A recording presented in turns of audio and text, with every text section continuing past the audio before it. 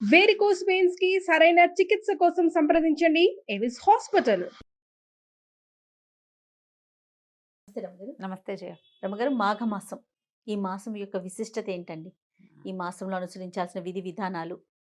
బోల్డని ఆ, మాఘం పుష్యమాసం అవ్వంగానే సంక్రాంతి పండగ వెళ్ళేసరికల్లా ఇంచుమించు ఓ వారం 10 రోజుల్లో అలా వచ్చేస్తుంది. ఈ సంవత్సరం 22వ తారీఖే మనకి మాఘమాసం. మాఘమాసం వచ్చేస్తుంది.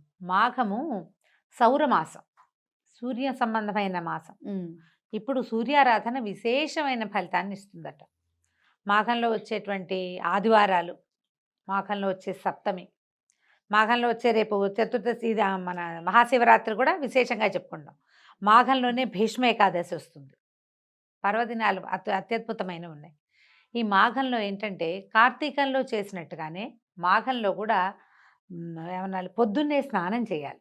ఉహుం, కార్తీక స్నానం సూర్యోదయాత్ పూర్వం, అవును. ఇది సూర్యోదయం అవగానే చేయటం. మాఘమంతా మనం సూర్య దర్శనం చేస్తే విశేషమైన ఆరోగ్యం లభిస్తుంది. మాఘ పురాణం కూడా చాలా బాగుంటుంది. ఉమ్, మాఘ పురాణం అవును. బాగుంటుంది, చేసాం కదా మనం. చేశాం కదా. మాఘ పురాణం వినడం కూడా మంచి విశేషమైన ఫలితాన్ని ఇస్తుంది.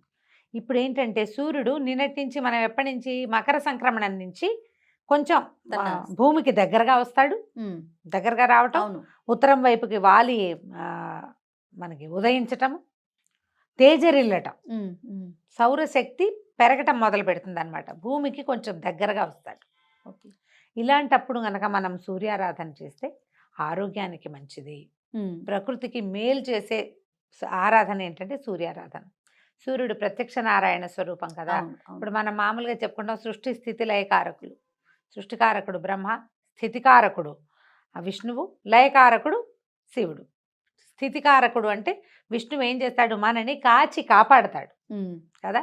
ఆ కాచి కాపాడే దాంట్లో మనకి ఆహారాన్ని ఇవ్వడము, ఆరోగ్యాన్ని ఇవ్వటం అనేది ఒక ప్రత్యేకమైన సెషన్ కదా, ఒక ప్రోగ్రామ్. అవును. ఆ ప్రోగ్రాంకి అధిపతి సూర్యుడు. సూర్యుడి వల్లే మనకి పంటలు పండుతాయి, సూర్యరశ్మి వల్లే ఆరోగ్యం, సూర్యుడి వల్లే మన రోజు, మన దినం గడుస్తుంది కదా. ఏ దినం, అనుదినము మనకి సూర్యుడు కనపడాల్సింది. అవును. ఏ రోజున సూర్యుడు లేడో ఆ రోజున చీకటిగా ఉంటుంది జీవితం. సూర్యుడు లేకపోతే పచ్చదనం లేదు, అవును. పచ్చదనం లేకపోతే పంట లేదు, పంట లేకపోతే తిండి లేదు, తిండి లేకపోతే మనిషి లేడు. ఇంకా సైకిల్ కదా ఇదంతా. అవును, అవును. సో ఇప్పుడు వచ్చేటువంటి సూర్యుడిని ఆరాధించడం చాలా విశేషమైంది. మాఘంలో ప్రత్యేకంగా మామూలుగా మనకు ఆదివారాలు, సప్తమి తిథులు సూర్యుడికి సంబంధించినవి. రవివారం అంటాం ఆదివారం అవును. కదా, సండే. ఉమ్, సండే కాబట్టి ఈ ఆదివారం నాడు, మామూలు ఆదివారాలు ఎట్లా చేసుకుంటాం మనం, మామూలు అది మన ఆట విడుపుగా ఉంటుంది. మాఘాదివారాలు పర్వదినాలు. ఉహుం, ఈ మాఘపు ఆదివారం రోజున తప్పకుండా సూర్యుడిని నమస్కరించటము విశేషంగా, తర్వాత సూర్యుడి కోసం పాలు పొంగించటము, సూర్యుడికి సంబంధించిన స్తోత్రాలు చదువుకోవటం. ఆ రోజు నియమం ఏం చెప్తారంటే స్త్రీ తైల మధు మాంసాన్ని వర్జయేత్ అని. ఓకే. బ్రహ్మచర్యం చేయాలి, తైలం మానేయాలి, ఆహా, నూనె మానేసి నేతితోటి వంట చేసుకోవాలి. ఓహో. మధువు మాంసము కూడా పనికిరావు. ఏదైనా తాగటం కానీ మాంసాహారం కానీ నిషేధించబడింది. సంవత్సరం అంతా మీరు నిషేధంలో ఉన్నా లేకపోయినా కనీసం ఈ మాఘమాసంలో ఉన్న 4 ఆదివారాలని క్యాలెండర్లో టిక్ చేసుకుని ఆ 4 days అయినా మానేయచ్చు. ఉమ్, అంటే మానేయండి అంటే ఎలా ఉంటుంది, ఆజ్ఞగా ఉంటుంది. ఆజ్ఞ కాదు, మానేయాల్సిందే అని చెప్పట్లేదు. మానేస్తే మంచి. మీకు మంచిది. ఇప్పుడు ఇవన్నీ కూడా అంతే కదా. దేశానికి మన కూడా ప్రయోజనం ఏమి లేదు దీంతో. ఎవరికి వారికే కదా. మన సొంతానికి మనకి కదా. నువ్వు ఎవరైనా ఒకళ్ళు మానేస్తే వాళ్ళకి ఆరోగ్యం, ఇంట్లో ఒకళ్ళు మానేస్తే మిగిలిన వాళ్ళకి ఆరోగ్యం రాదు కదా. అవును. ఎవరు తింటే వాళ్ళు కడుపు నిండుతుంది, ఎవరు దండం పెట్టుకుంటే వాళ్ళకి ఫలితం ఉంటుంది. ఖచ్చితంగా. అలాగే ఎవరు మానేస్తే వాళ్ళకి రావాల్సిన ఫలితం వస్తుంది. ఖచ్చితంగా ఈ 4 ఆదివారాలని మనం విశేషంగా చేసుకోవచ్చు. దీంతో మనకి రథసప్తం ఒకటి వస్తుంది. అవును. ఈ నెలలో మనకి ఇంకో ప్రత్యేకమైన తిథి ఏంటంటే శ్రీ పంచమి, వసంత పంచమి అని చెప్తాం కదా. మాఘంలో వచ్చేటువంటి 5వ రోజు ఈ పంచమి నాడే సరస్వతీదేవి జన్మదినం అని చెప్తారు. ఉహుం, ఈ రోజున మనం సరస్వతి పూజ చేసుకుంటాం. మామూలుగా మనం మూలా నక్షత్రం చేస్తాం ఎప్పుడు, దసరాల్లో. దసరాల్లో మూలా నక్షత్రం అమ్మవారి యొక్క జన్మతిథి. మూల ఆవిడ పుట్టింది జన్మ నక్షత్రమే మూలా నక్షత్రము. తర్వాత ఏమో ఈ మన అమ్మవారు నీల సరస్వతి స్వరూపం తీసుకుని మహిషాసురమర్దినిగా అవతరించడానికి ముందున్న స్వరూపాల్లో మూలా నక్షత్రం రోజునే ఆవిడ నీల సరస్వతి రూపం మహాసరస్వతి స్వరూపాన్ని తీసుకుంది కాబట్టి ఆ రోజున మనం అప్పుడు పూజ చేసుకుంటాం. ఈ ప్రత్యేకంగా సరస్వతికి పూజ చేసేది ఈ శ్రీ పంచమి నాడు. సరస్వతి శుద్ధ జ్ఞాన స్వరూపం.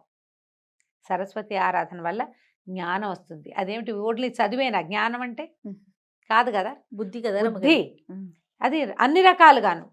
ఇప్పుడు బియ్యం జరగాలి, అదో జ్ఞానం కదా. అవును, అవి ఎక్కడి నుంచైనా ఏదైనా ఒక ఊరు ప్రయాణం చేయాలంటే దానికి కావాల్సిన వివరాలన్నీ తెలుసుకోవాలి, సేకరించాలి. వివరాలన్నీ గుర్తుపెట్టుకోవాలి. ఉమ్, అవన్నీ జ్ఞానానికి సంబంధించిన విషయాలు. అవును, ఓ ఊరు, ఓ ప్రాంతము, ఓ విషయము, జనరల్ నాలెడ్జ్ అంటాం కదా దాన్ని మనం. ఈ నాలెడ్జ్ జ్ఞాన సంబంధమైన వ్యవహారం. అది ఆ జ్ఞాన సంబంధమైన విషయాలని సరస్వతి దేవితోటి రిలేట్ అయి ఉంటాయి. ఈ శ్రీ పంచమి రోజున ఎవరైతే శ్రద్ధగా సరస్వతిని ఉపాసిస్తారో వాళ్ళకి జ్ఞాన సముపార్జనకు అవకాశం లభిస్తుంది. అందుకని విద్యాభ్యాసాలు అవి చేసేటప్పుడు ఈ మన పిల్లలకి అక్షరాభ్యాసం చేయించాలంటే మూలా నక్షత్రం నాడు కుదిరితే కుదిరింది, లేకపోతే ప్రధానంగా ఈ సరస్వతి పూజ రోజున శ్రీ పంచమి నాడు చేయిస్తాం. అవును, ప్రఖ్యాతమైన సరస్వతి ఆలయాలు మనకి చాలా ఉన్నాయి. మాఘంలో కిటకిటలాడుతూ ఉంటాయి అవి. అమ్మవారు ఈరోజు జన్మించింది అని చెప్తారు శ్రీ పంచమి నాడు. సో ఆమె జన్మతిథి కాబట్టి తప్పకుండా ఈరోజు పిల్లలతోటి ఏదైనా సరస్వతికి సంబంధించిన ఒక శ్లోకం చెప్పించి ఇంట్లో అవకాశం ఉంటే సరస్వతి దేవి పటం ఒకటి పెట్టుకోవటం, ఒక చిన్న కలశం, మామూలుగా కొబ్బరికాయ చెంబులో నీళ్లు కానీ బియ్యం కానీ పోసి కొబ్బరికాయని పెట్టుకుంటాం కదా. అవును, సరస్వతి దేవిని అందులో ఆవాహన చేసి షోడశోపచారాలు చేసి పూజ చేసుకోవచ్చు. అంత పెద్ద పూజ నా వల్ల కాదండి, మా ఇంట్లో అలవాటు లేదంటే సరస్వతి దేవి పటం ఒకటి ఉంచుకోండి ఇంట్లో, పిల్లలతో దండం పెట్టించండి, మీరు దండం పెట్టుకోండి. మనకు కూడా జ్ఞానం ఉండాలి. జ్ఞానానికి సంబంధించిందే జ్ఞాపక శక్తి కూడా. రేపొద్దున పెద్ద అయ్యాక మనకి ఏ డిమెన్షియావో అల్జైమర్సో రాకుండా ఉండాలంటే ఏదైనా మనకి జ్ఞాన సంబంధమైన దేవత పూజ చేసుకుంటే కదా. ఆమె గురించిన శ్లోకాలు, స్తోత్రాలు, సరస్వతి స్తవము బోళ్ళని దొరుకుతాయి. మామూలుగా మనం చెప్పించుకునే సరస్వతి నమస్తుభ్యం ఎలాగూ ఉంది. ఏదైనా ఒకటి చక్కగా చదువుకుని అమ్మవారికి ఒక దండం పెట్టుకోవటం, శ్రీకారాలు పుస్తకాల్లో శ్రీకారం రాసుకోవటం, ఆ రోజు ఖచ్చితంగా పిల్లల్ని కాసేపు చదివించటం, తప్పకుండా ఏదైనా దేవాలయానికి తీసుకెళ్ళటం. సరస్వతి ఆలయానికి వెళ్ళగలిగితే జనం అంతా అక్కడికే చేరుతారు. మనం ఇంట్లోనే ఓం ఓం అని పూజ చేసుకున్నా సరిపోతుంది. ఈ మాఘంలో చేసేటువంటి ఈ ప్రత్యేక సరస్వతి పూజ కూడా మనకి విశేషమైన ఫలితాన్ని ఇస్తుంది. ట్రై చేసి చూడటమే. ఇప్పుడు ఒక పూజ చేస్తాం, పూజ చేయగానే సడన్గా ఎక్కడి నుంచి పుస్తకం రాలిపడి మన నెత్తిలోకి ఎక్కిపోదు. అవును, నిదానంగా కదా, నిదానంగా వెళ్తుంది. జ్ఞాన సముపార్జనకి అవకాశం లభించే రోజు కాబట్టి ఈ రోజున మనం ఏదైనా కొత్త పుస్తకం చదవటం మొదలు పెట్టడం, కొత్త శాస్త్రం మొదలు పెట్టుకోవటం, సబ్జెక్టు కొత్తది.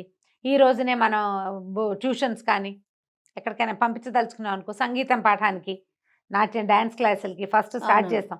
అది ముహూర్తానికి ఇంకా వాళ్ళ నక్షత్రము అవి చూసుకోకర్లా. శ్రీ పంచమి నాడు కొత్త పాఠం మొదలు పెట్టేసుకోవచ్చు. శాస్త్ర విద్య ఏదైనా లాంగ్వేజ్ నేర్చుకోదలుచుకున్న వాళ్ళు కూడా ఈ రోజున ఇక ముహూర్త నియమం లేకుండా చేసేసుకోవచ్చు. మాఘమాసం ప్రధానంగా సూర్యుడు. ఈ నెల రోజులు సూర్యోదయం అవగానే సూర్యుడిని చూసే ప్రయత్నం చేయండి. మీరు క్యాలెండర్లో గుర్తుపెట్టుకోండి. తర్వాత నెల మాఘం తర్వాత ఫాల్గుణ మాసం వచ్చేసరికి సూర్యుడు చొరచొరలాడడం మొదలు పెట్టేస్తాడు. అవును, ఫాల్గుణంలో చూడలేకపోతాం, మాఘంలో చూడగలుగుతాం. సన్ గేజింగ్ అని ఒక ప్రత్యేకమైన ప్రక్రియ ఉంది. ఇదేంటంటే సూర్యోదయం కాగానే గడ్డిలో కానీ మట్టిలో కానీ నిలబడి సూర్యుడిని అలాగే చూడడం. ఓహో, ఆ ఉదయ బింబాన్ని చూడాలి. ఎండకే చూడలేపు, కళ్ళు పోతాయి. ఉదయ బింబమే ఎంత మంచిదో కంటికి ఒంటికి కూడా. చాలా సమస్యలు తీరుతాయట. అంతసేపు చూడకపోయినా సూర్యుడికి లేచి స్నానం చేసేసి దండం పెట్టుకోవాలి. ఆ ప్రయత్నం చేయండి, కుదిరిన వాళ్ళు చేయండి. అంతే. పిల్లలు పొద్దున్నే లేచి చదువుకునే పిల్లలు ఉంటే వాళ్ళతోటి సూర్యబింబానికి ఒక నమస్కారం చేయించండి.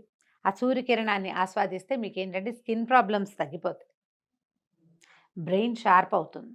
అసలు ఆరోగ్యం భాస్కరాది ఇచ్చేదన్నారు. ఒకవేళ మీరు స్నానం చేసేసి తయారుగా ఉంటే చక్కగా సూర్యబింబానికి ఎదురుకుండా నిలబడి ఆదిత్య హృదయం చదువుకోండి. దానివల్ల కూడా ఎంతో మంచి ఫలితం లభిస్తుంది. తప్పకుండా ఇన్ని ఫలితాలు ఇచ్చే మాఘమాసాన్ని ఆరోగ్యాన్ని ఇచ్చే మాసంగా ఎవరి కావాల్సిన పద్ధతిలో వాళ్ళు మార్చుకుంటే మంచిది. తప్పకుండా. నమస్తే. నమస్తే.